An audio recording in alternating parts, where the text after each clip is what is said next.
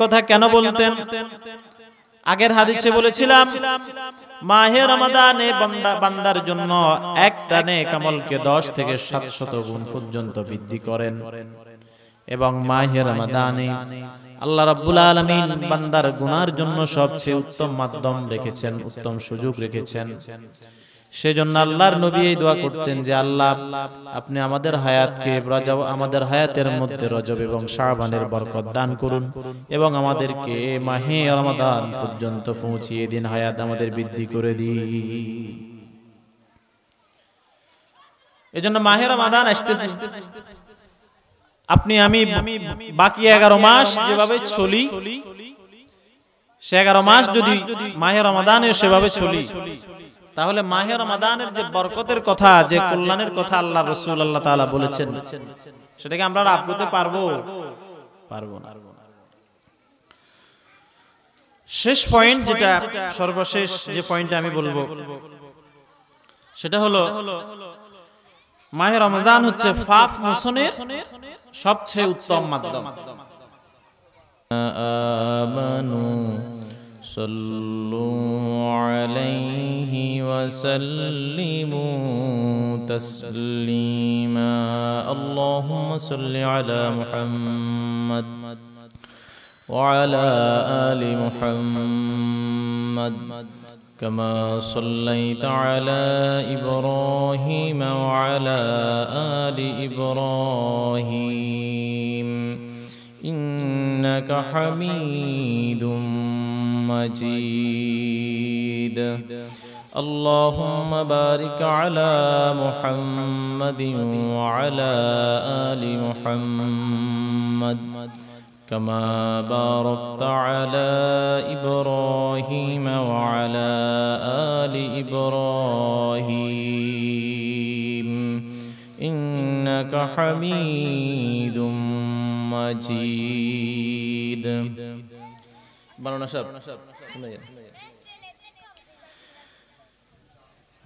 উত্তর পূর্ব দেবীসিংহপুর খাদিজাতুল কুবরা রাদিয়াল্লাহু তাআলা আনহা নুরানি ও হাফেজিয়া মাদ্রাসার উদ্যোগে আয়োজিত আজিমুশ শান তাফসীরুল কোরআন মাহফিলের প্রধান মুফাসসির, বিশিষ্ট ইসলামী চিন্তাবিদ, শাইখুল হাদিস সোনাইমুড়ি হামিদিয়া কামিল মাদ্রাসার সুযোগ্য সুনামধন্য অধ্যক্ষ আল্লামা হযরত মাওলানা সাইফুল্লাহ মুনির সাহেব তাফসীর পেশ করবেন। মলিকা দিঘির পাড় ফাজিল মাদ্রাসার সম্মানিত সহকারী অধ্যাপক, বিশিষ্ট ইসলামী চিন্তাবিদ হযরত মাওলানা তৈয়বুল্লাহ সাহেব আলোচনা পেশ করবেন। আমাদের সেনবাগের গৌরব, সেনবাগ গণমানুষের নয়নের মণি, বিশিষ্ট ইসলামী চিন্তাবিদ হযরত মাওলানা নবীপুর ফয়জিয়া সিনিয়র মাদ্রাসার সম্মানিত অধ্যক্ষ হযরত মাওলানা ইয়াসিন করিম সাহেব, এলাকাবাসী, উপস্থিত মুসল্লি আল ইকরাম, পর্দার আড়ালের সম্মানিতা মা এবং বোনেরা, আপনারা সবাই মাহফিলের শুরুতে আমার হৃদয় রিংরানো সালাম গ্রহণ করবেন। আসসালামু আলাইকুম ওয়া রাহমাতুল্লাহি ওয়া বারাকাতুহু।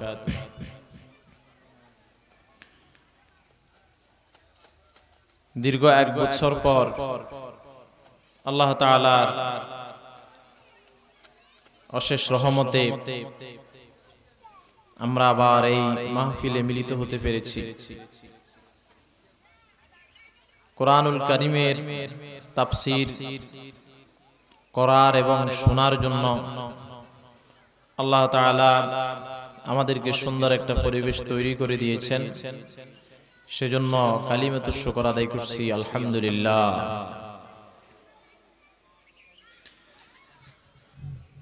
সম্মানিত ভাইয়েরা, আমরা যেই সময়ে আজকে এখানে কোরআন এবং সুন্নাহর কথা শোনার জন্য একত্রিত হয়েছি,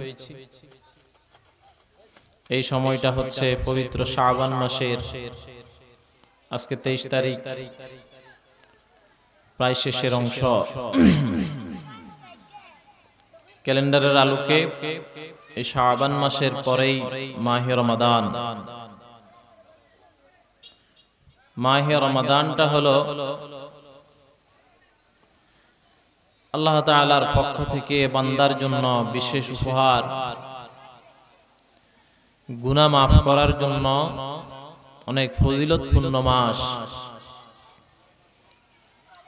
হরেক রকমের সুযোগ সুবিধা দিয়ে আল্লাহ তাআলা মাহে রমাদানকে আমাদের জন্য মেহমান করেছেন, আর আমাদেরকে দায়িত্ব দিয়েছেন মাহে রমাদানকে তার উপযুক্ত সম্মানের সহিত আলিঙ্গন করা। একজন মুসলিম হিসেবে মাহে রমাদানের কি কর্তব্য,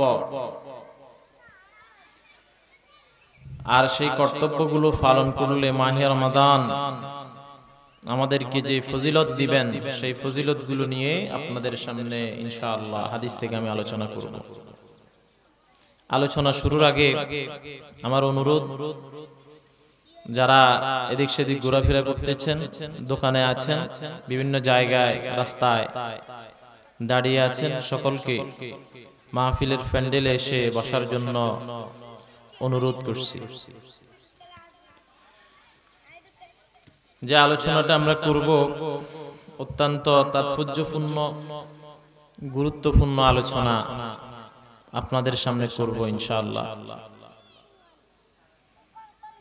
হাদিসের দৃষ্টিকোণ থেকে মাহে রমাদানের যে ফজিলত আল্লাহ তাআলা আমাদের জন্য রেখেছেন, যে ফজিলতগুলো বিশ্বনবী মুহাম্মদুর রাসূলুল্লাহ সাল্লাল্লাহু আলাইহি ওয়াসাল্লাম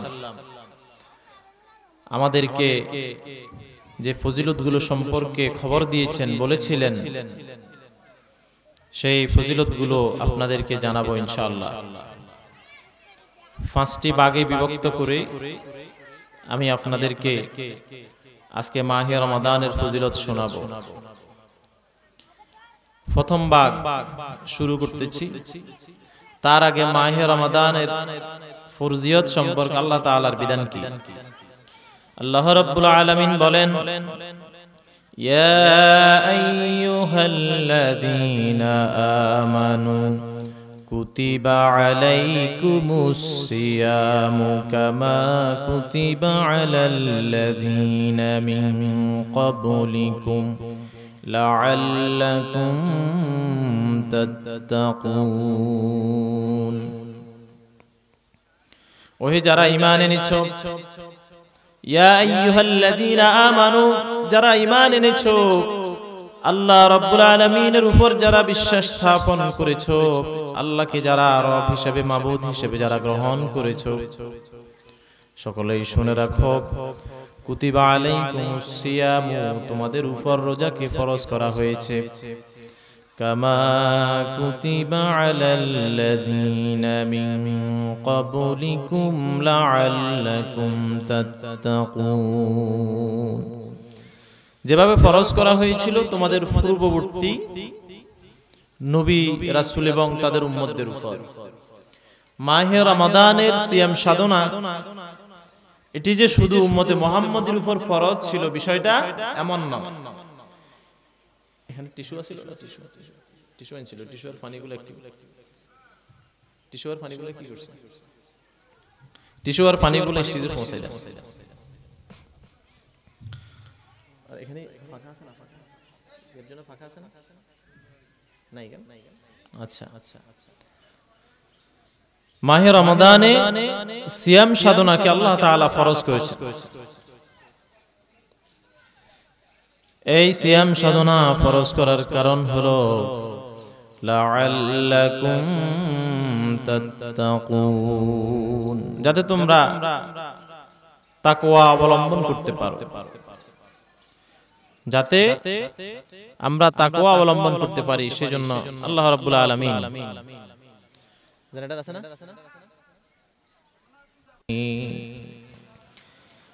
পাঁচটা বৈশিষ্ট্য আমার উম্মতকে দেওয়া হয়েছে, যে বৈশিষ্ট্যগুলো পূর্ববর্তী কোন নবীর কোন উম্মতকে দেওয়া হয়নি। পূর্ববর্তী নবীদের উম্মত যারা ছিলেন তাদের উপরও রোজা ফরজ ছিল, কিন্তু মাহে রমাদানের যে এত ফজিলত, পুরোপুরি ফজিলতগুলো তাদের জন্য বরাদ্দ ছিল না, যেটা উম্মতে মুহাম্মদের জন্য বরাদ্দ করা হয়েছে। এক নাম্বার ফজিলত হলো আল্লাহর নবী বলেন, খুলুফু ফামিস সাইমি আতিয়াবু ইনদাল্লাহি তাআলা মিন রিহিল মিসকি। একজন ব্যক্তি রোজাদার যিনি সুবহে সাদিক থেকে শুরু করে, সুবহে সাদিকের পূর্বক্ষণ থেকে শুরু করে মাগরিব পর্যন্ত এই বিশাল সময় যে ব্যক্তি আল্লাহ রাব্বুল আলামিনের সন্তুষ্টির জন্য, আল্লাহ রাব্বুল আলামিনের হুকুম পালনের জন্য যে ব্যক্তি পানাহার থেকে, যৌন কর্ম থেকে যে ব্যক্তি বিরত থাকবে, আল্লাহর নবী বলেছেন পানাহার থেকে এবং পানীয় থেকে বিরত থাকার কারণে ওই রোজাদারের পেট থেকে, পাকস্থলী থেকে এক ধরনের গন্ধের আবির্ভাব হয়, এক ধরনের গন্ধের আবির্ভাব হয়, যে গন্ধটা স্বাভাবিকভাবে রোজাদারের মুখ থেকে বাহির হওয়ার পর অন্য কোন মানুষের মুখের সামনে যদি সেই গন্ধের বাতাসগুলো যদি যায়, তাহলে হয়তো তার থেকে খারাপ লাগবে, শক লাগবে কিনা, জর্মিবে। সেই জন্য বিশ্ব নবী বলেছেন, খুলুফু ফামিস সাইমি আতিয়াবু ইনদাল্লাহি তাআলা মিন রিহিল মিসকি। যে রোজাদারের মুখ থেকে যে গন্ধগুলো বাহির হয়, সেই গন্ধগুলো আমার আল্লাহ রাব্বুল আলামিনের নিকট মিশকে আম্বরের যে ঘ্রাণ, সেই ঘ্রাণ থেকেও অধিক উত্তম। মিশকে আম্বর, হরিণের যে কস্তুরী, নাভি থেকে এক ধরনের সুঘ্রাণ বাহির হয়, সেই মিশকে আম্বরের ঘ্রাণ থেকে উত্তম বলা হয়েছে রোজাদারের মুখের ঘ্রাণ, মুখের গন্ধ। একজন রোজাদার হা করলে এই কথা বলার সুযোগ নেই যে তার মুখ থেকে গন্ধ বাহির হচ্ছে। বাস্তবিক দিকে যদিও আপনার কাছে এই গন্ধটা গন্ধ মনে হয়, আল্লাহ তাআলা এই গন্ধটার মর্যাদা দিয়েছেন কি মিশকে আম্বরের ঘ্রাণের চেয়ে। পৃথিবীতে যত সুঘ্রাণ আছে, সব সুঘ্রাণের থেকে উত্তম সুঘ্রাণ হচ্ছে মিশকে আম্বর। ওই মিশকে আম্বরের সুঘ্রাণ থেকে উত্তম বলা হয়েছে একজন রোজাদারের মুখের দুর্গন্ধ। এই জিনিসটা আমরা অনেক সময় বুঝতে ভুল করি। এটা ভুলটা কেমন?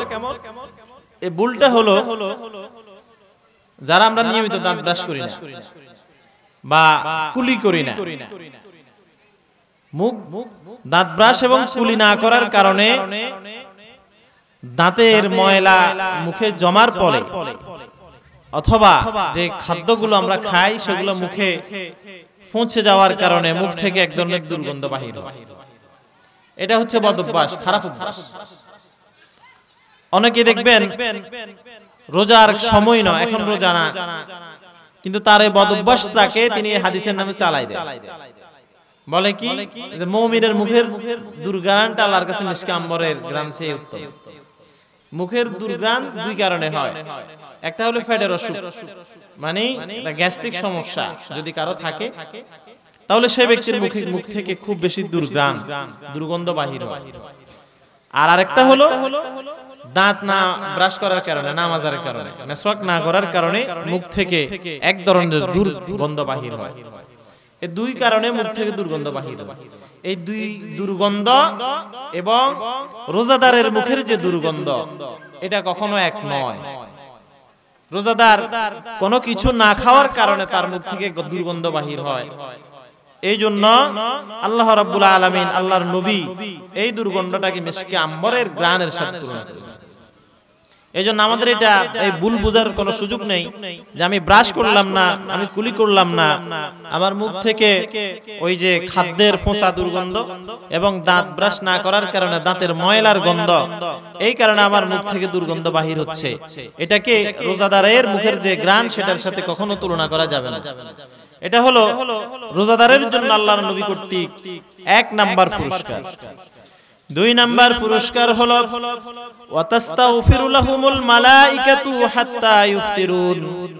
আল্লাহর নবী বিশ্ব নবী জনাবে মুহাম্মদুর রাসূলুল্লাহ সাল্লাল্লাহু আলাইহি ওয়াসাল্লাম বলেছেন, একজন রোজাদার সেই সুবহে সাদিকের পর থেকে ইফতারের পূর্ব মুহূর্ত পর্যন্ত, ইফতারের পূর্বক্ষণ পর্যন্ত যদি কোন রোজাদার তিনি আল্লাহ তাআলার এই হুকুমকে পরিপূর্ণভাবে পালন করেন, আর শেষ বেলায় দিনের শেষ প্রান্তে যখন ইফতারগুলো সামনে নিয়ে এই ব্যক্তি ইফতারের সময় হওয়ার জন্য বসে বসে অপেক্ষা করেন, আল্লাহ তাআলার ফেরেশতারা সেই ব্যক্তির জন্য মাগফিরাতের দোয়া করে, সেই ব্যক্তির জন্য গুনাহ মাফের দোয়া করে, আল্লাহর কাছে দোয়া করে, রব্বুল আলামিন আপনার এই বান্দার সামনে সব ধরনের খাবারগুলো উপস্থিত, এত সুস্বাদু খাবারগুলো তার সামনে উপস্থিত হলো,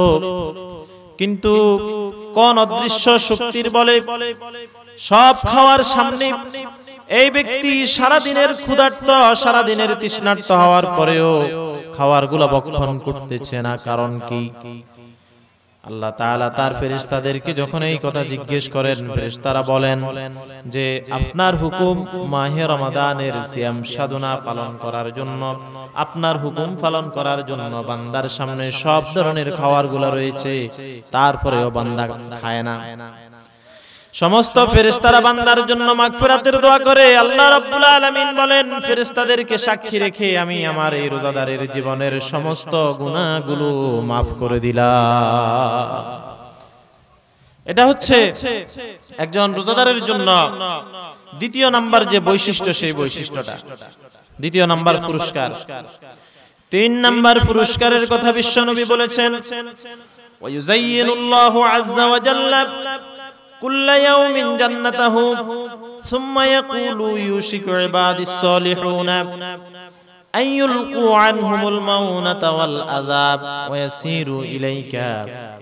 একজন রোজাদার যখন তিনি রোজা রাখেন, আর রোজা রাখার ফলে রোজাদারের সম্মানে তিনি সারাদিন পানীয় থেকে, খাওয়ার থেকে এবং যৌন কর্ম থেকে, আল্লাহর নিষিদ্ধ সব হুকুম থেকে যে ব্যক্তি বিরত থাকে, আল্লাহ রাব্বুল আলামিন ওই ব্যক্তিকে লক্ষ্য করে সেই ব্যক্তির জন্য তিনি তার জান্নাতকে সুসজ্জিত করতে থাকেন, আর বলতে থাকেন যে আমার বান্দা সারাদিন কত কষ্ট করে, দুঃখ কষ্ট ক্লেশ নিয়ে তোমার জন্য আসতেছে, আমার জন্য, আমার বান্দা আমার হুকুম পালন করার জন্য সারাদিন কত কষ্ট করতেছে। সুতরাং জান্নাতকে তিনি সেই বান্দার জন্য প্রস্তুত করেন, যে বান্দা সারাদিন সব হালাল খাওয়ার সুখের সামনে থাকার পরেও আল্লাহ রাব্বুল আলামিনের হুকুম পালনের জন্য সারাদিন উপবাস থেকে সিয়াম সাধনা করে, তার জন্য রব্বুল আলামিন কি করেন? সেই ব্যক্তির জন্য তিনি জান্নাতকে প্রতিনিয়ত প্রস্তুত করেন, সাজান, জান্নাতকে সাজগোজ করেন। এই সাজগোজটা কেমন? যে আমাদের বাড়িতে যদি মেহমান আসে, তখন মেহমানের উদ্দেশ্যে আগোছালো ঘরকে আমরা গোছানোর চেষ্টা করি, যেটা সাজানো নয় সেটাকে সাজানোর চেষ্টা করি। কিন্তু আল্লাহ রাব্বুল আলামিনের বিষয়টা এমন নয়, বরং তিনি তার রোজাদার বান্দাকে মেহমান বানিয়েছেন এবং সেই মেহমানের জন্য তিনি জান্নাতকে প্রতিনিয়ত সাজান। রোজাদারের জন্য 4 নাম্বার যে পুরস্কার, সে পুরস্কার হলো ওয়ায়ুসাফফাদু ফি মারাদাতুশ শায়াতিনি ফালা ইয়াখলুসু ফীহি ইল্লা মা কানু ইয়াখলুসুনা ইলাইহি ফি গায়রিহি। আল্লাহ তাআলা রোজাদারের জন্য মাহে রমাদানের সম্মানার্থে মানুষের জন্য যে আদু মুবিন, চিরস্থায়ী দুশমন, আমাদের চিরস্থায়ী দুশমন হচ্ছে মানুষের জন্য শয়তান। শয়তান হচ্ছে আমাদের চিরস্থায়ী দুশমন। শয়তান আমাদের চিরস্থায়ী দুশমন কেন? সে মানব জাতির কারণে জান্নাত থেকে বিতাড়িত হয়েছে। আল্লাহ তাআলা যখন তাকে আদমকে সিজদা করতে বলছেন, সিজদা না করে আল্লাহর রোশনালো পতিত হয়েছে। এরপরে সে আল্লাহর কাছে চ্যালেঞ্জ করেছে, সুম্মা লাআতিয়ান্নাহুম মিন বাইনি আইদিহিম ওয়া মিন খালফিহিম ওয়া আন আইমানিহিম ওয়া আন শামাইলিহিম ওয়ালা তাজিদু আকসারুহুম শাকিরিন। যে আমি যে আদমের কারণে আমাকে জান্নাত থেকে বহিষ্কার করলা, জান্নাত থেকে বাহির করলা, সেই আদমের সন্তানদেরকে আমি সামনে থেকে, পিছন থেকে, ডান থেকে, বাম থেকে তাদেরকে আমি কুমন্ত্রণা দেব, তাদেরকে পরিচিত করব, জান্নাত থেকে, জান্নাতের পথ থেকে তাদেরকে জাহান্নামের দিকে ঘুরিয়ে দেব। এভাবে আল্লাহর সাথে চ্যালেঞ্জ করেছিল। তো সে তার চ্যালেঞ্জ রক্ষার জন্য প্রতিনিয়ত বনি আদমকে, আদমের সন্তানদেরকে সেই কুমন্ত্রণা দেয়। সে তাদেরকে আল্লাহ তাআলার আদেশগুলোকে লঙ্ঘন করার জন্য, নিষেধগুলোকে বাস্তবায়ন করার জন্য সেই বনি আদমকে শিক্ষা দেয়। মাহে রমাদান এমন একটা মাস যে মাসের সম্মানার্থে আল্লাহ তাআলা সেই শয়তানকে ওয়াইসাফিদু ফি মারাদাতিশ শায়াতিন, শয়তানকে আল্লাহ তাআলা কি করেন? শৃঙ্খলে আবদ্ধ করেন, শৃঙ্খলাবদ্ধ করেন, বাক্সের মধ্যে ঢুকায়েন, যাতে করে সে একজন মুমিনকে, একজন মুত্তাকিকে কুমন্ত্রণা দিয়ে পরিচিত করে তার রোজাকে নষ্ট করতে না পারে। সেজন্য আল্লাহ তাআলা শয়তানকে শৃঙ্খলাবদ্ধ করে ফেলেন, যাতে করে সেই একজন রোজাদারের রোজা নষ্ট করতে না পারে। এখন আপনারা বলবেন, তাহলে তো রমজানের সময় তো আমরা শয়তানি কাজগুলো করি, তো সেটা কেমনে? সেটা এই জন্য করে থাকি যে একটা গ্লাসের মধ্যে আপনি পানি রেখে এটাকে যদি নাড়ান, এটাকে 10 বার 20 বার যদি নাড়াইতে থাকেন, তখন আপনি ছেড়ে দেওয়ার পরে এটা অটোমেটিক কয়েকবার ঘুরবে, ঠিক না? অটোমেটিক কয়েকবার ঘুরবে। যে ব্যক্তি পুরোটা বছর শয়তানের প্রতারণায় প্রতারিত হয়েছে, শয়তান তাকে এরকম ফ্যানের মতো, পানির মতো ঘুরিয়েছে, এই ব্যক্তিটাই যখন মাহে রমাদান আসবে শয়তান শৃঙ্খলা আবদ্ধ হয়ে যাবে। শয়তান তার কাছে থাকবে না ঠিকই, কিন্তু তাকে যে ঘুরিয়ে দিয়ে গেছে সে ওই কয়েক ঘুরানি ঘুরতে থাকবে, যার কারণে শয়তান না থাকলেও সে শয়তানি করে যায়। এজন্য মুমিন মুত্তাকিকে বছরের শুরু থেকে, দিনের শুরু থেকেই শয়তানের প্ররোচনার শিকার থেকে বাঁচার চেষ্টা করতে হবে। 5 নাম্বার যে বৈশিষ্ট্যের কথা আল্লাহর নবী বলেছেন, ওয়ায়ুগফারু লাহুম ফি আখিরি লাইলাতিন, মাহে রমাদানের প্রতি রাতের শেষ রজনীতে আল্লাহ রাব্বুল আলামিন প্রত্যেক রোজাদারের জীবনের গুনাহগুলো maaf করে দেন। ওয়ায়ুগফারু লাহুম ফি আখিরি লাইলাতিন, মাহে রমাদানের প্রতিটা রজনীর শেষাংশে আল্লাহ রাব্বুল আলামিন প্রত্যেক সায়েমকে, প্রত্যেক রোজাদারকে তার জীবনের গুনাহগুলো maaf করে দেন। সাহাবায়ে কেরাম আরজ করলেন, কিলা ইয়া রাসূলুল্লাহ, আল্লাহর নবীকে প্রশ্ন করলেন, আহিয়া লাইলাতুল কদরি, হে আল্লাহর নবী, যে রজনীতে আল্লাহ রাব্বুল আলামিন বান্দাদেরকে ক্ষমা করবেন সেই রজনীটা লাইলাতুল কদরের রজনী নাকি? লাইলাতুল কদরের রজনীতে আমরা সকলেই চিনি যে আমাদের দেশে যদিও সেটা 27 রমজানের রজনী পালন করা হয়, কিন্তু আসলে হাদিস শরীফের ভাষ্য মতে মাহে রমাদানের শেষ দশকে লাইলাতুল কদর তালাশের জন্য আল্লাহর হাবিব সাল্লাল্লাহু আলাইহি ওয়াসাল্লাম আমাদেরকে বলেছেন, নির্দেশ দিয়েছেন। মাহে রমাদানের প্রতিটা মুহূর্তই বান্দার জন্য গুনাহ মাফের সময়। বান্দা যে কোনো সময় আল্লাহর কাছে গুনাহ মাফ করার জন্য, গুনাহ মাফের জন্য আল্লাহর কাছে ক্ষমা চাইতে পারে। আল্লাহ তাআলা যে কোনো সময় ক্ষমা করতে পারেন।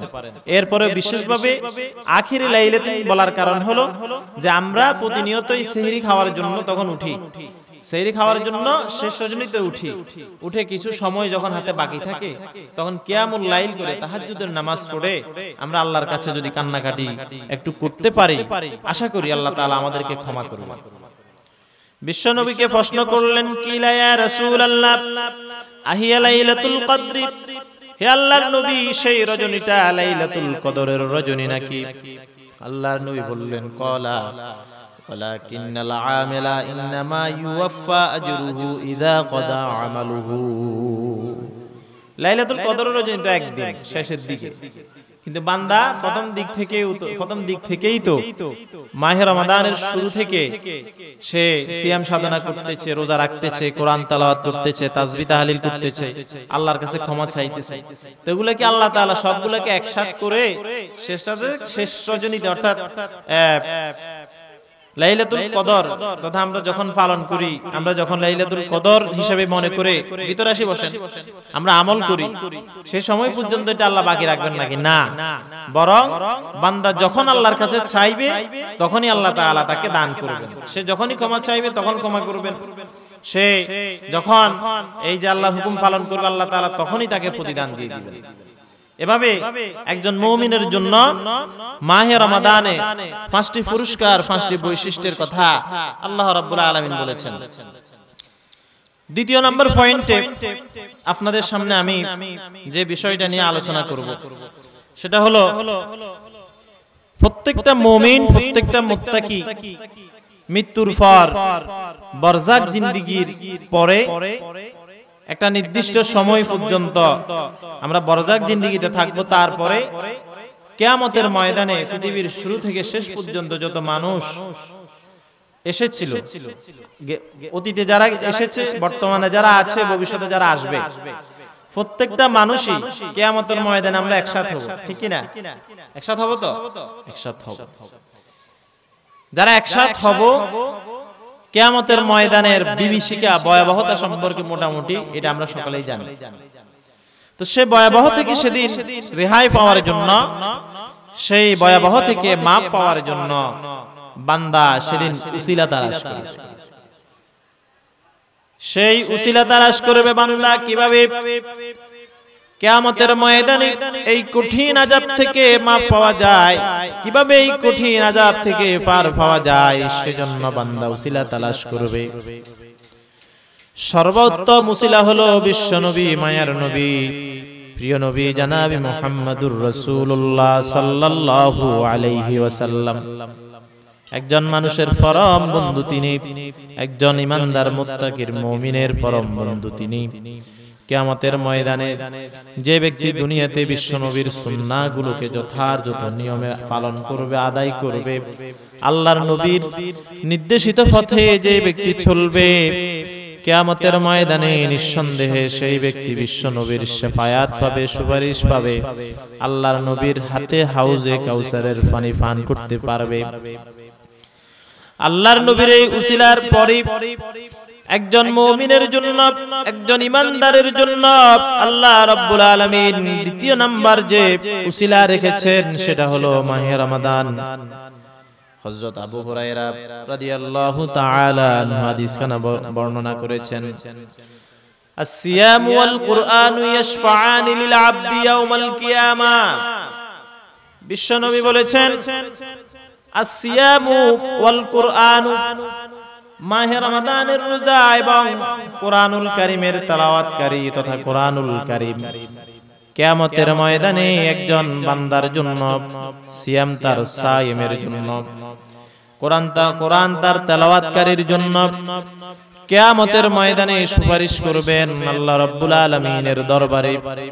সেই বিভীষিকাময় মুহূর্তে যেখানে মানুষের কোনো সাহায্যকারী থাকবে না, যেখানে মানুষের কোনো আত্মীয়-স্বজন থাকবে না, যেখানে মানুষের কোনো বন্ধু থাকবে না, যেখানে মানুষের কোনো অভিভাবক থাকবে না, যেখানে আব্বু থাকবে না, আম্মু থাকবে না, বড় ভাই থাকবে না, বড় বোন থাকবে না, আত্মীয়-স্বজন থাকবে না, চাচাতো ভাই, চাচাতো বোন যেখানে থাকবে না, বন্ধু বান্ধবের যেখানে কোনো পাত্তা নেই, আপনার আমার লিডারের যেখানে কোনো পাত্তা নেই, সেই সময়, এই বিপদের সময় আমার আল্লাহ রাব্বুল আলামিনের দরবারে আমাদের জন্য শাফায়াত করবেন সিয়াম মাহে রমাদান।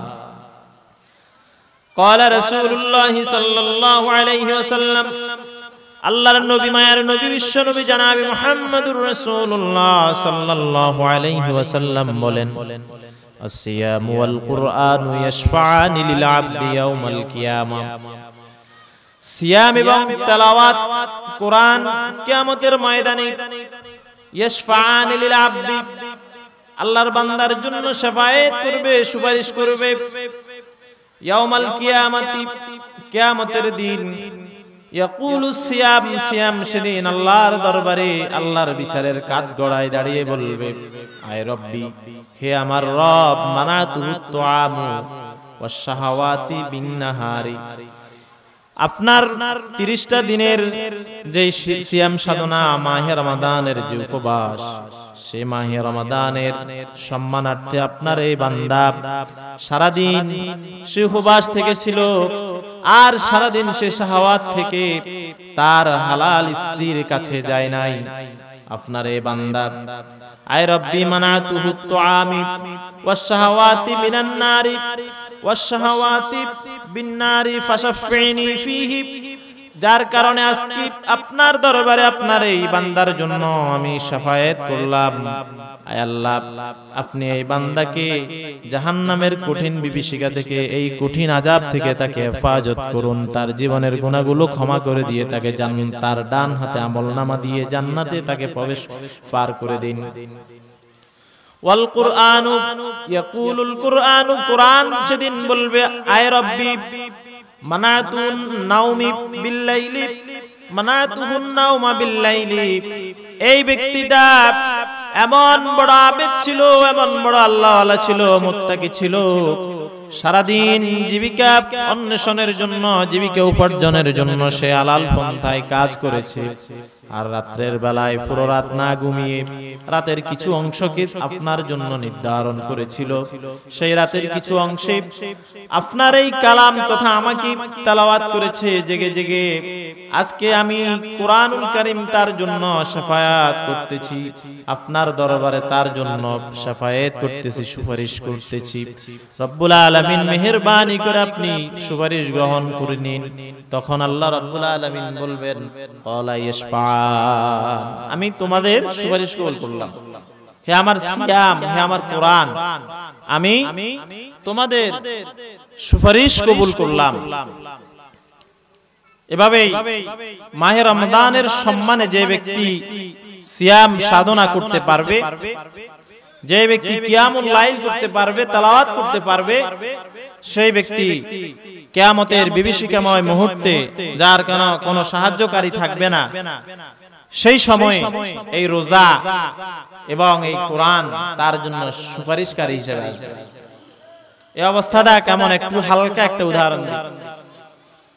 কোন আল্লাহর বান্দা যদি বিনা অপরাধ, কোন অপরাধ করে নাই, কিন্তু ষড়যন্ত্র শিকার হয়ে আত্মীয় স্বজন তার জন্য ষড়যন্ত্র করলো, পাড়া প্রতিবেশী তার জন্য ষড়যন্ত্র করলো, রাষ্ট্র সরকার তার জন্য ষড়যন্ত্র করলো, নেতা কর্মীরা তার জন্য ষড়যন্ত্র করলো, তাকে ফাঁসির আসামি বানিয়ে দিল, জেলের আসামি বানিয়ে দিল, সেই জেলে চলে গেল।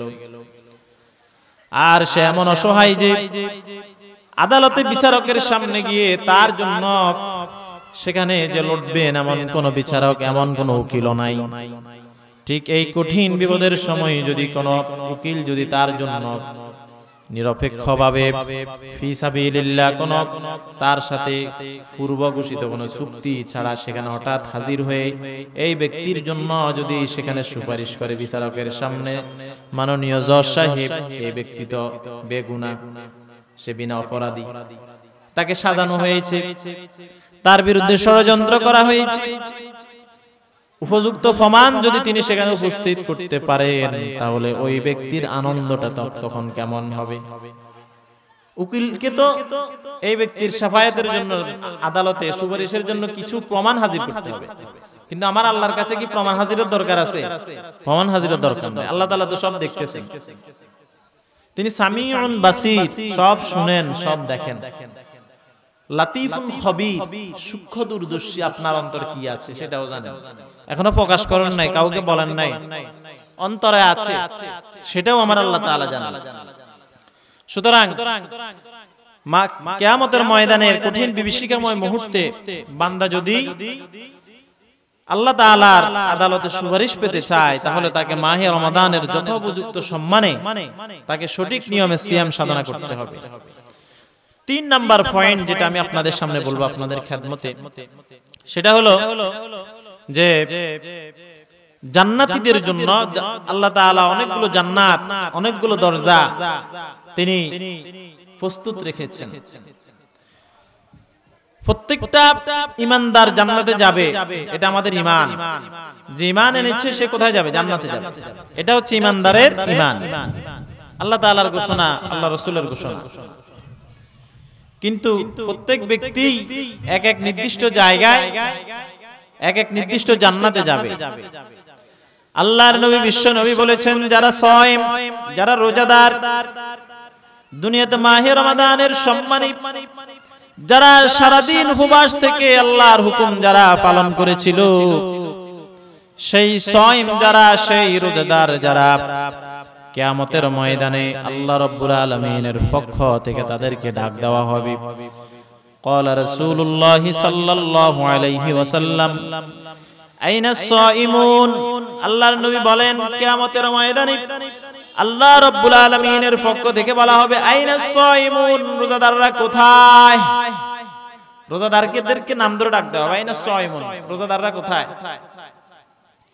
রোজাদাররা কোথায় এই কথা বলে যখন ডাক দেওয়া হবে, আর যখন আল্লাহর এই ডাকে সমস্ত রোজাদাররা সামনে উপস্থিত হয়ে যাবে, তখন বলা হবে, লা ইয়াদখুলুল জান্নাতা, তোমরা জান্নাতে প্রবেশ করো, মিন বাবির রায়্যান, রায়্যান নামক দরজা দিয়ে তোমরা জান্নাতে প্রবেশ করো। লা ইয়াদখুলু আহাদুন গায়রুহুম, যে দরজা দিয়ে অন্য কোন জান্নাতি প্রবেশ করার সুযোগ নাই। এটা এমন একটা দরজা যে দরজা দিয়ে শুধু রোজাদাররা প্রবেশ করতে পারবে, অন্য কোন জান্নাতি এই রায়্যান নামক দরজা দিয়ে প্রবেশের কি নাই?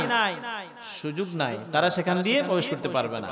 এটা স্পেশাল ভাবে আল্লাহ রাব্বুল আলামিন রোজাদারদের জন্য প্রস্তুত রেখেছেন, যাতে করে রোজাদাররা খুব আরামসে রায়্যান নামক জান্নাতে দরজা দিয়ে জান্নাতে প্রবেশ করতে পারে।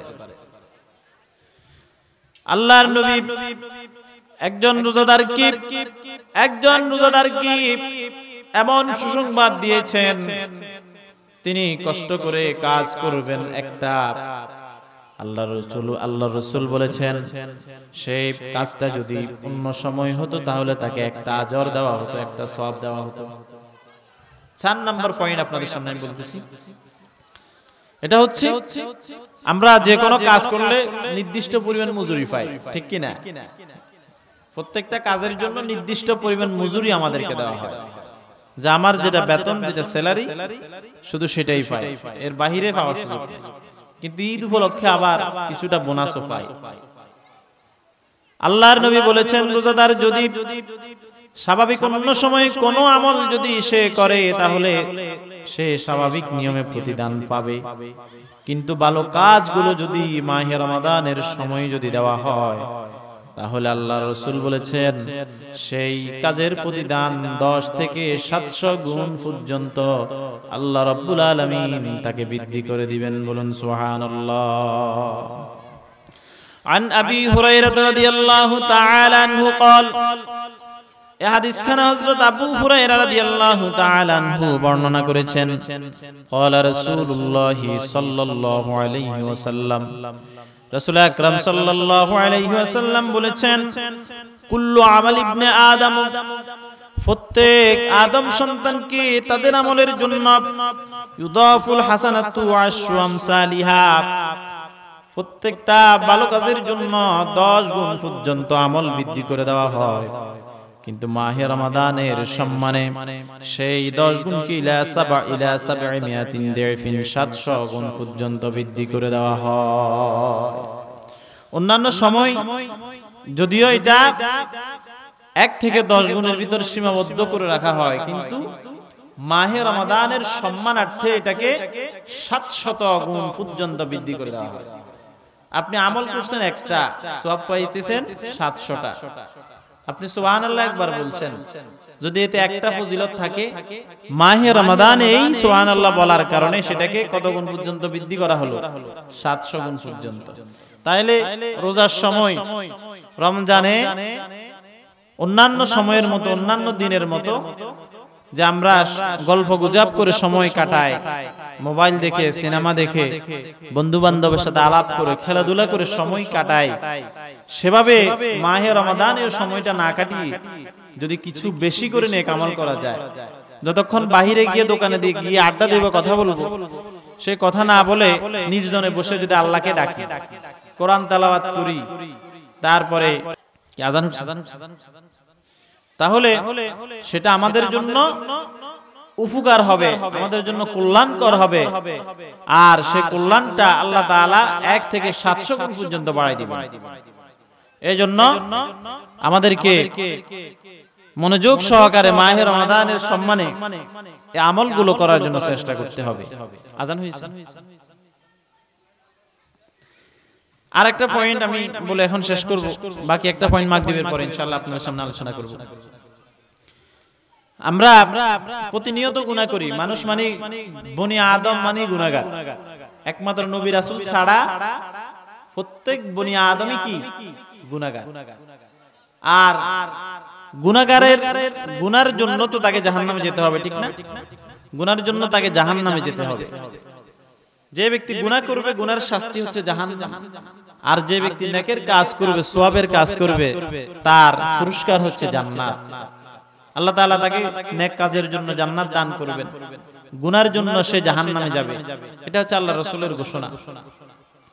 কিন্তু মাহে রমাদান এর ফজিলত সম্পর্কে বা বনি আদম যাতে করে নৈরাশ হয়ে আল্লাহর ইবাদত ছেড়ে না দেয়, সেজন্য আল্লাহ তাআলা বনি আদমকে, সে যদি শয়তানের দোকায় পড়ে, তার নিজের নিয়ন্ত্রণের বাহিরে গিয়ে কোন গুনার কাজে যদি কোন বনি আদম জড়িত হয়ে যায়, এরপরে যাতে সে নৈরাশ না হয়ে সে গুনাতে লিপ্ত থাকে, বরং ওই ব্যক্তি যেন গুনার কাজ থেকে ফিরে আসতে পারে, সেই জন্য আল্লাহ রাব্বুল আলামিন অনেকগুলো সুযোগ আমাদের জন্য রেখেছেন, যেগুলো আল্লাহর রাসূল হাদিসের মাধ্যমে আমাদের কাছে বর্ণনা করেছেন। عن أبي هريرة رضي الله تعالى عنه قال হযরত আবু হুরায়রা রাদিয়াল্লাহু তাআলা আনহু হাদিস কানা বর্ণনা করেছেন, قال رسول الله صلى الله عليه وسلم, আল্লাহর নবী, বিশ্ব নবী জনাবে মুহাম্মদুর রাসূলুল্লাহ সাল্লাল্লাহু আলাইহি ওয়াসাল্লাম বলেছেন, as-salatul khamsatu, as-salatul khamsa wal jumu'atu ila al-jumu'ati wa ramadanu ila ramadana mukaffiratun ma bainahunna idza jatanabal kaba'ira। আযান হইছে? ইনশাআল্লাহ বাকি আমরা আলোচনাটা আযানের পর। ইনাহুন্না ইযা জাতানাবাল কাবায়ির। আল্লাহর নবী, বিশ্ব নবী জনাবে মুহাম্মদুর রাসূলুল্লাহ সাল্লাল্লাহু আলাইহি ওয়াসাল্লাম বলেছেন, একজন মুমিন ব্যক্তি, একজন মুমিন বান্দা যিনি নাকি দৈনিক 5 ওয়াক্ত সালাত, 5 ওয়াক্ত নামাজ যে ব্যক্তি দৈনিক আদায় করবে, আর 5 ওয়াক্ত নামাজ আদায় করার মধ্য দিয়ে মাঝখানে, 1 ওয়াক্ত নামাজের মাঝখানে আর 1 ওয়াক্ত নামাজ আসার আগে, অর্থাৎ 5 ওয়াক্ত নামাজের মধ্যখানে এই ব্যক্তি যদি কোনো সগীরা গুনাহ করে থাকে, এক জুমা থেকে আরেক জুমা পর্যন্ত যে দিনগুলো সপ্তাহের শুরু থেকে শেষ পর্যন্ত সময়ের মধ্যে এই ব্যক্তি যদি কোনো সগীরা গুনাহ করে থাকে,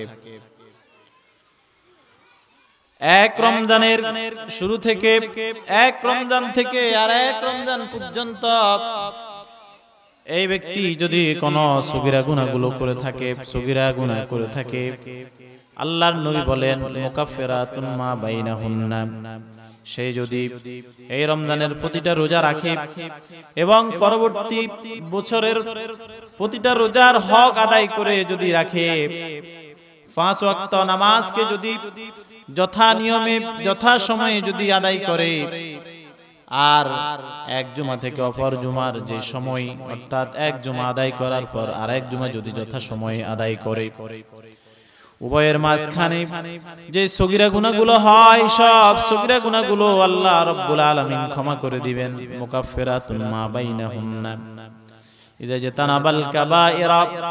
আর যদি সে ব্যক্তি কবিরা গুনাহে লিপ্ত হয়ে যায়, তাহলে কবিরা গুনার জন্য তাকে তওবা করতে হবে। তওবা যদি করে, আল্লাহ রাব্বুল আলামিন বলেন ফামান তাবা মিন বাদি যুলমিহি ওয়া আসলাহা ফাইন্নাল্লাহা ইয়াতুবু আলাইহি ইন্নাল্লাহা গফুরুর রহিম। যে ব্যক্তি গুনাহ করলো, জুলুম করলো গুনাহের মাধ্যমে নিজ নফসের উপর, স্বীয় নফসের উপর, এবং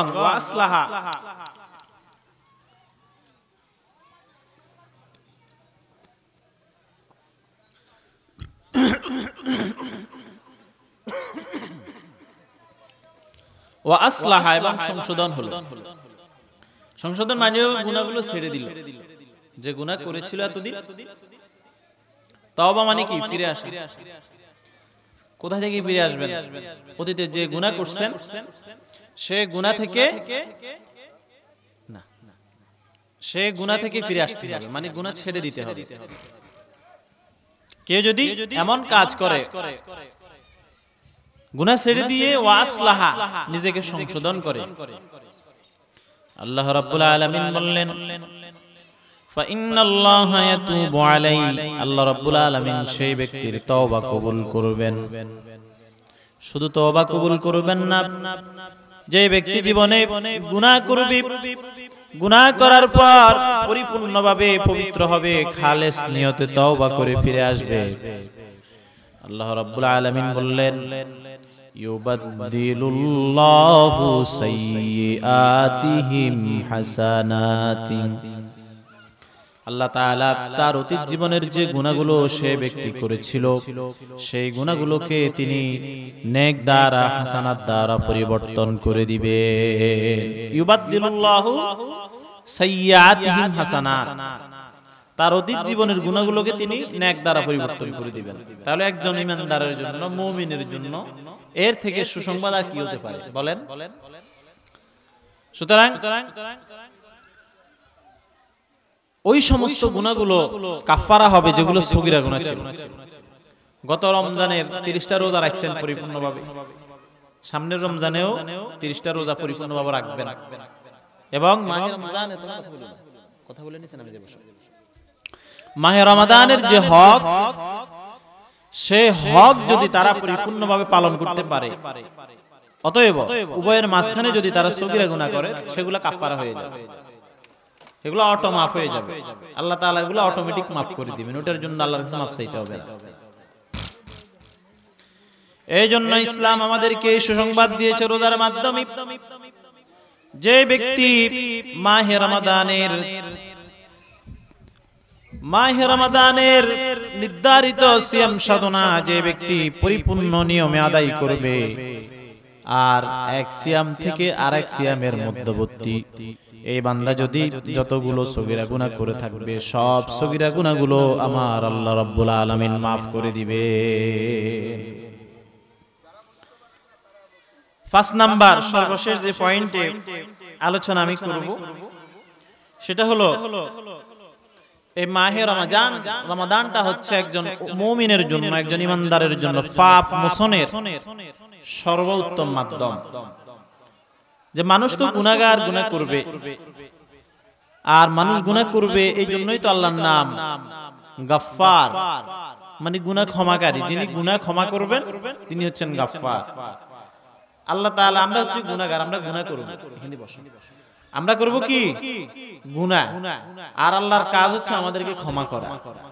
তবে আমাদের দায়িত্ব হলো গুনাহ করার পর অনুতপ্ত হতে হবে, ক্ষমা চাইতে হবে, নিজের গুনার স্বীকৃতি দিতে হবে। যদি তা করতে পারি তাহলে আশা করা যায় আল্লাহ রাব্বুল আলামিন আমাদেরকে ক্ষমা করবেন। কিন্তু আমরা গুনাহ করতেই থাকবো আর তিনি মাফ করতেই থাকবেন, এই নিয়তে যারা গুনাহই করবেন তাদের জান্নাতে যাওয়ার সুযোগ হবে না। আমি পরিপূর্ণ ইসলাহ থাকার চেষ্টা করার পর, পরিপূর্ণভাবে সংশোধন থাকবো এই নিয়ত করার পর, আমার অজান্তে শয়তান যদি আমাকে পরিচিত করে, তাহলে যে আমার অজান্তে যে গুনাহগুলো হবে সেটার জন্য আল্লাহর কাছে তওবা করব, আল্লাহ তাআলা আমাদেরকে ক্ষমা করবেন।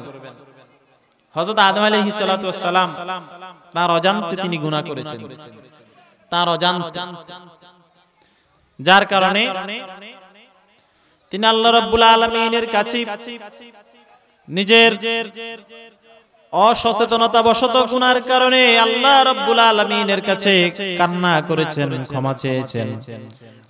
রব্বানা যালামনা আনফুসানা ওয়া ইল্লাম তাগফির লানা ওয়া তারহামনা লানাকুনান্না মিনাল খাসিরিন।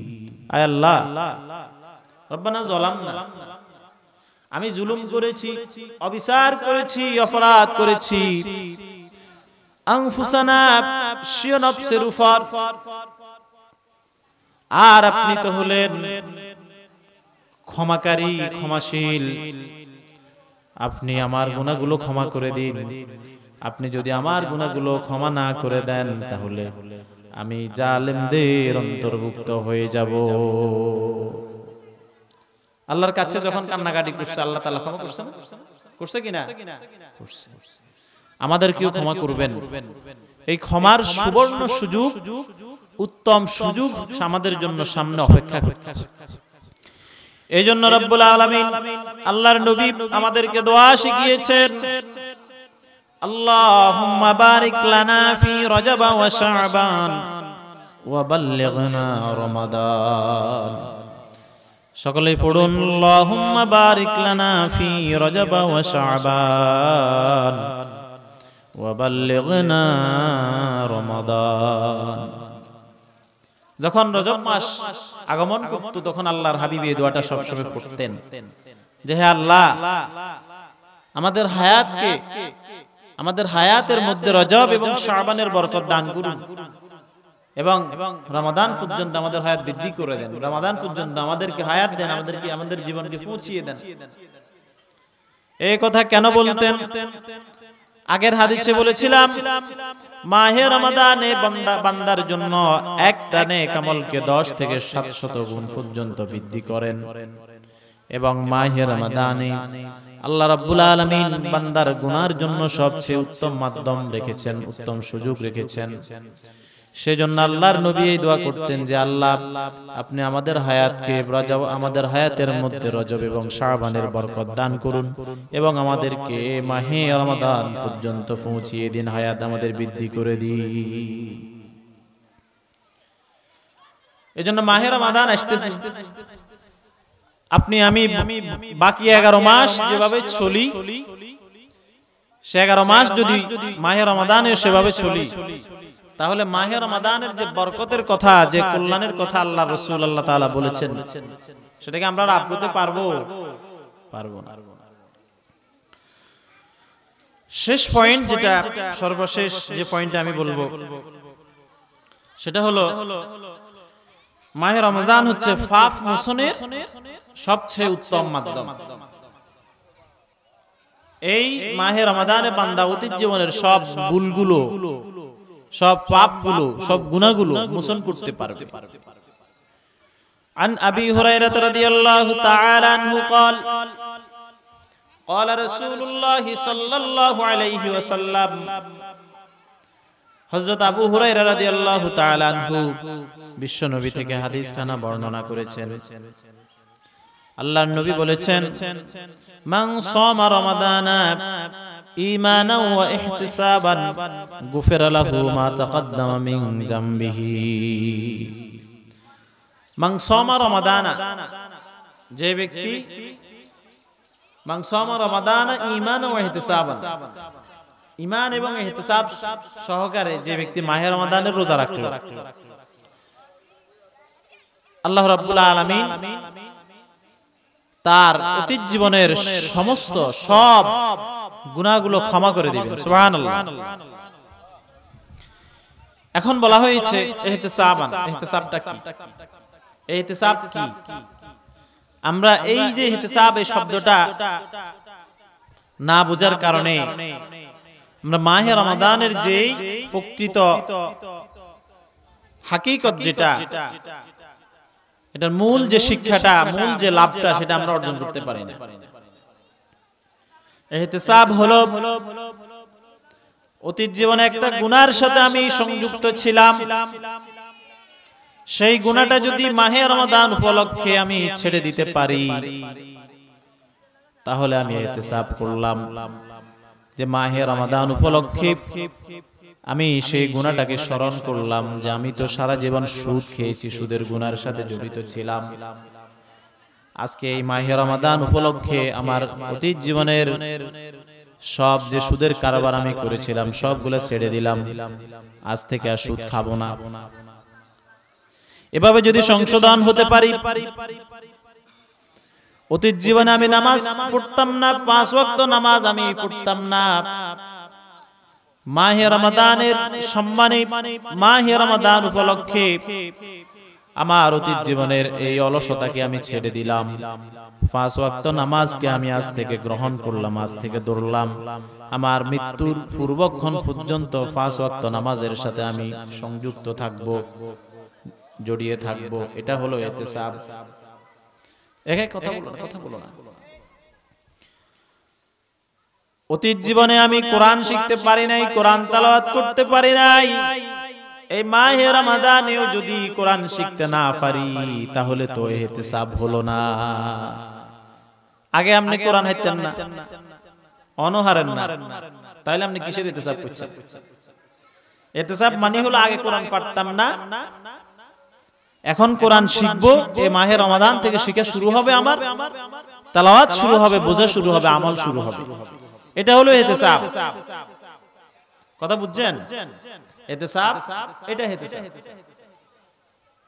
অতীত জীবনে ব্যবসা করেছি, কাস্টমারদেরকে ঠকিয়েছি, ওজনে কম দিয়েছি, মাপে খাদ্যে ভেজাল দিয়েছি, কিন্তু এই মাহে রমাদান উপলক্ষে আমি ব্যবসায়ী সংশোধন হয়ে যাব,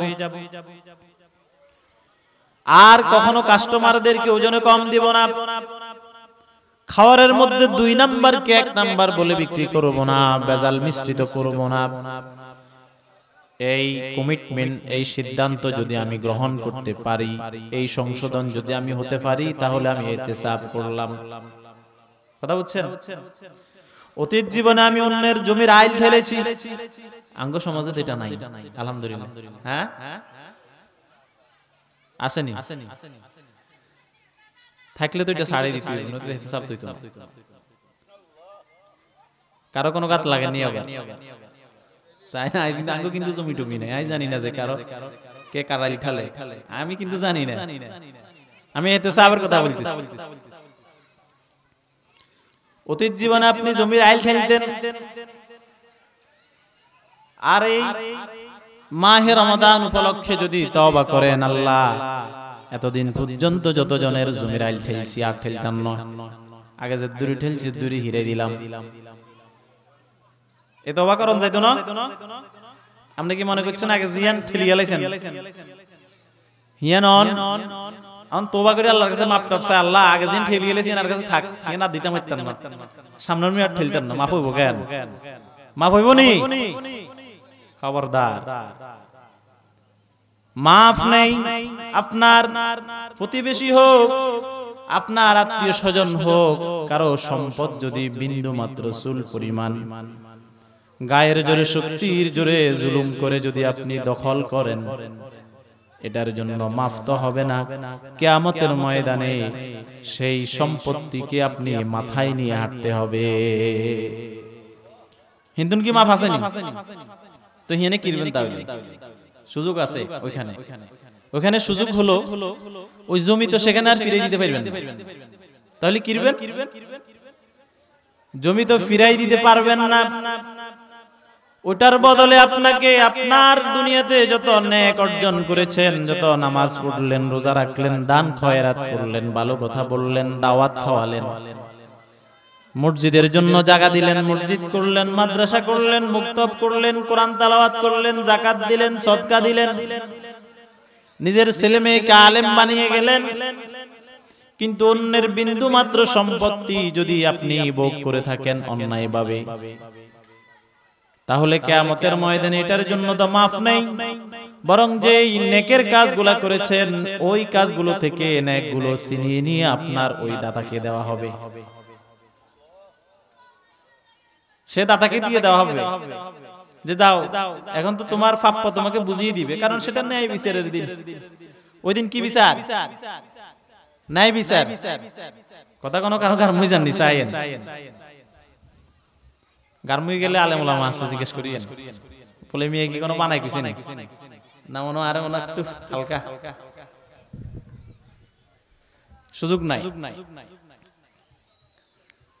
সেখানে আপনার তাহাজ্জুদের ইবাদতের সওয়াব, মসজিদের সওয়াব, মাদ্রাসার সওয়াব, যাকাতের সওয়াব, সদকার সওয়াব, আলেম ওলামাদেরকে নিয়ে দাওয়াত খাওয়াইছেন সেটার সওয়াব, সবগুলো সওয়াব থেকে আপনাকে আপনার ওই পাপককে বুঝিয়ে দেওয়া হবে। দুনিয়াতে সে তোমার থেকে জোর করে গ্রহণ করছে, আজকে দাঁড়ো তোমারটা তোমাকে বুঝিয়ে দিই। যে ব্যক্তি নেকের কাজগুলো করেছে তার থেকে তো নেক নিতে পারবে, কিন্তু যে ব্যক্তি অন্যায়ভাবে ভোগ করলো কিন্তু নেকের কাজও করলো না, তার শাস্তিটা কি? সেখানে তাকে কি দেওয়া হবে? তাকে দেওয়া হবে এটা, যার সম্পত্তি, যার হক আপনি না হক করছেন, যার টাকা পয়সা আপনি মারছেন, যার পাওনা আপনি মিটিয়ে দেন, ওই ব্যক্তির যে গুনাহগুলো ছিল, গুনাহ, সে ব্যক্তি গুনাহ করছে না, ওই ব্যক্তির যে গুনাহগুলো করলো, ওই ব্যক্তি যে গুনাহগুলো করলো তার আমলনামা থেকে গুনাহগুলো নিয়ে আপনার আমলনামায় দিয়ে দেওয়া হবে, আর ওই ব্যক্তির গুনাহ এবং নিজের গুনার বোঝা নিয়ে আপনাকে জাহান্নামের আগুনে জ্বলতে হবে। বলুন নাউজুবিল্লাহ। কত ভয়ঙ্কর, ভয়ঙ্কর নেই, ভয়ঙ্কর। একটু সচেতন হওয়া যাবে না? এটা ইহতিসাব। আল্লাহ নবী বলেছেন, মান সামা রমাদান ঈমানান ওয়া ইহতিসাবান গুফিরা লাহু মা তাকদ্দামা মিন যামবিহি। যে ব্যক্তি ঈমান এবং ইহতিসাব সহকারে মাহে রমাদানের সিয়াম সাধনা পালন করলো, তার অতীত জীবনের সমস্ত গুনাহগুলো মাফ করে দেওয়া হবে। এখন রমাদান আসলো ঠিকই, কিন্তু আপনি অন্যের সম্পদ ফিরিয়ে দিলেন না। রমাদান আসলো ঠিকই, আপনি রোজাও রাখতেছেন, নেকের কাজও করতেছেন, কিন্তু গীবত যে করতেন সেটা তো ছাড়েন নাই। আপনার মধ্যে হিংসা ছিল, হিংসা ছাড়েন নাই। বিদ্বেষ ছিল, বিদ্বেষ ছাড়েন নাই। অথচ আল্লাহর নবী বলেছেন লাইলাতুল কদর, শবে বরাত সম্পর্কে, নিসফুন মিন শাবান সম্পর্কে হাদিস বর্ণনা করতে গিয়ে বিশ্ব নবী বলেছেন যে ইয়ানজিলুল্লাহু তাবারাকাহু ওয়া তাআলা ইয়াতলুল্লাহু ইলা খালকিহি লাইলাতুন নিসফি মিন শাবান ফায়াগফিরু লিজামিইল খালকিহি ইল্লা মুশরিকিন আও মুশাহিনিন। হুজুর কি আসতেছে? আচ্ছা,